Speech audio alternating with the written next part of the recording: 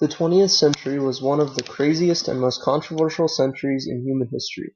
It was full of war, debt, cultural icons, innovation, and loss. This 100 years was one marked by both death and life, the ending of one era and the introduction of another. In the beginning of the 20th century, the world was largely still agricultural based, but in the end it was mostly industry driven. However, in a time that was so impactful on the world, there was a single decade that stood out from the rest. That decade was the 40s, one that was packed with conflict and achievements all over the world. It was in this decade that the Great Depression of the previous one was ended, and the greatest war mankind has ever seen was fought on many different fronts. But there are five main parts of this decade that made it the most influential in the century, mainly the attack on Pearl Harbor, World War II, VE Day and the ensuing conferences and treaties, the dropping of the atomic bombs, and the beginning of the Cold War. Each of those events helped to shape the era and set the stage for the events later in the century as well as the next one. The first of these, the attack at Pearl Harbor, was one of the most horrible events ever to occur on American soil. The date was December 7th, 1941, and it consisted of nearly 200 enemy fighters and bombers, with a large number of other ships and sea vessels. It was a direct attack on the U.S. by the Empire of Japan, with the hope to weaken the U.S. and on the Pacific Front. This, the Japanese thought, would make it so that they could easily take key points in the Pacific with little to no American interference. But as bad as the attack was, the Japanese did not do as much damage as they could have. Britannica.com says that the 3 aircraft carriers attached to the Pacific Fleet were not at Pearl Harbor at the time and thus escaped. This event greatly impacted the century and changed the course that the war could have taken. It was due to this attack that the U.S. joined World War II, as they had largely kept a policy of staying out of the war and just supplying weapons and other necessities to the Allies. So if the Japanese had not attacked the U.S., then we may have not joined the war until a much later time in history, possibly when our entry would have been in vain. The next event chosen was World War II itself.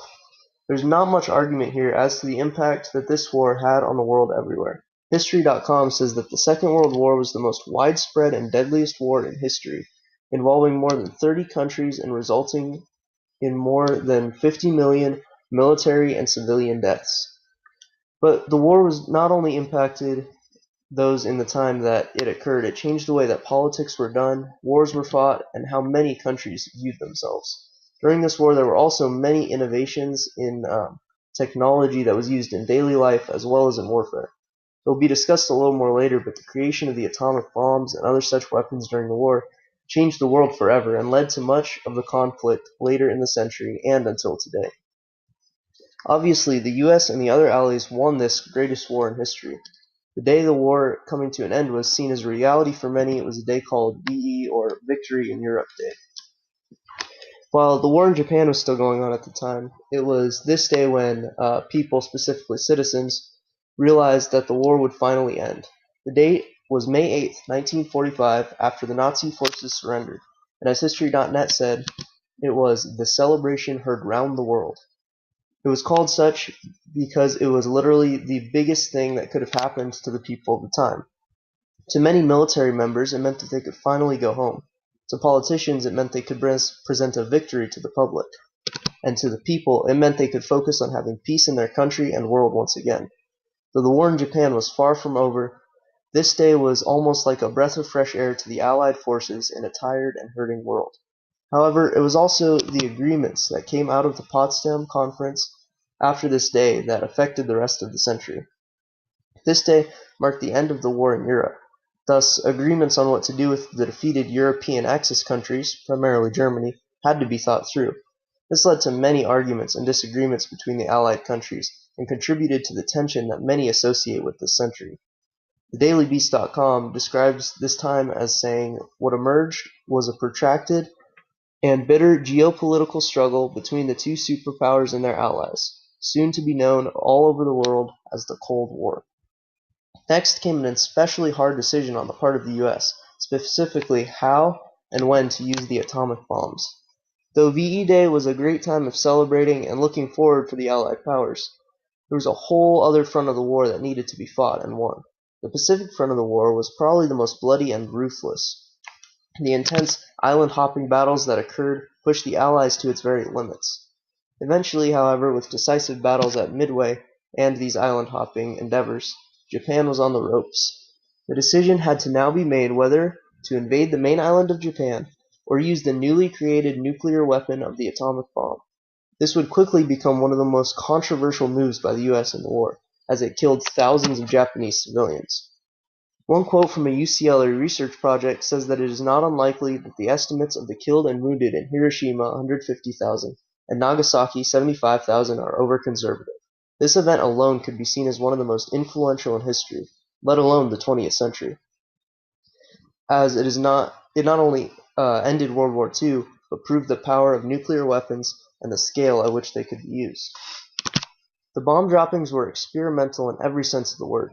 No one exactly knew what would happen or what the repercussions would be.